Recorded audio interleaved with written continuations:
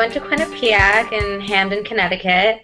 I started off as a liberal arts major, and then in my sophomore year, I decided I wanted to go into business. So I chose to do a marketing major. And throughout my 4 years, I interned at a law firm one summer as a marketing intern. I then interned at Bristol Myers Squibb as like another marketing intern. They were kind of made up jobs like to fit like what I wanted to do. So I kind of had to use my made up like internship to craft my resume together. And you take certain things from what you did and you like translate it into your resume. So I started thinking about it in second semester of senior year. So all of my friends we started just looking at jobs on LinkedIn and like Media Bistro. And so we all started applying, but we never had there were no classes that I ever had on like making a resume. And I had a resume, like my dad helped me create it, but he's a lawyer, that completely different language that you use, completely different set of skills that you need to apply to a marketing position.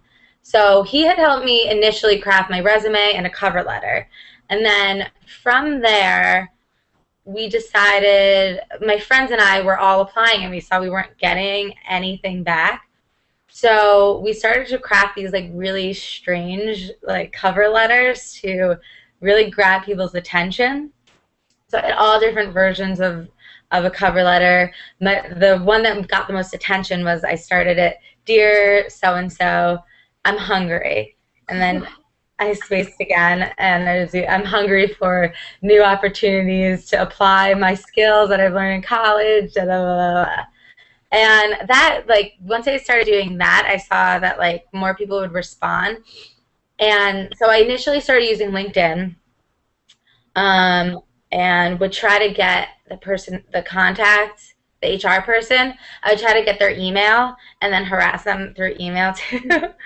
Throughout a school project, we had learned of this Prezi program. It's a presentation method. So PowerPoint has its slides, and you see the content in each slide, and you advance on to the next one. What Prezi is they call it like a zooming presentation, where it's basically like if you're writing on a whiteboard and doing a presentation, it really helps show the flow of things. So it moves throughout your whiteboard, you can say, and you can do it in creative ways. You can zoom in, add videos, and it's a lot different than PowerPoint in the fact that you can be really, really creative with it and create that storyboard instead of just slides going back and forth. It really focuses on that story that you're trying to tell. So I decided I wanted to do this Facebook resume, but to put it into Prezi. And I remember I sent it out in class, sent it out, and 3 different companies, and all 3 of them like got back to me, and they all wanted to like schedule an interview with me.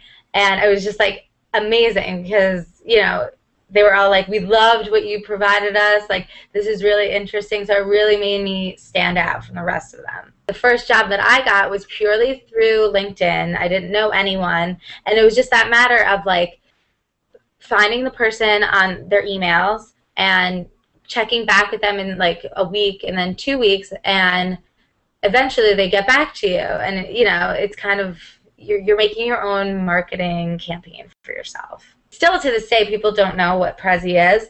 Right. So just, they're like, that's their first question is like, how did you do this? Like, we've never seen anything like this before. And, that really, it shows that you're creative, you're an out-of-the-box thinker, because, I mean, you can write that on your resume or whatever, but to actually show it was a whole other story. If I were to go back and do it again, I would definitely, like, keep a list or like an Excel document of the companies that I applied to, the contact person, and just like different methods, contacted them a week ago, got this response, still haven't heard from them, and just keep this running list because it'll even help you in your second or third job of different companies that you want to move to. And you got to be persistent, you got to keep at it, and and take, keep following up. if you're getting that rejection, change it up. You got to change it up. First of all, don't take it personally. People are always glossing off these things, but it means that you're not standing out. You're not doing something that's catching their attention. So whether it be that follow-up, each time you follow up, give them something else that's different.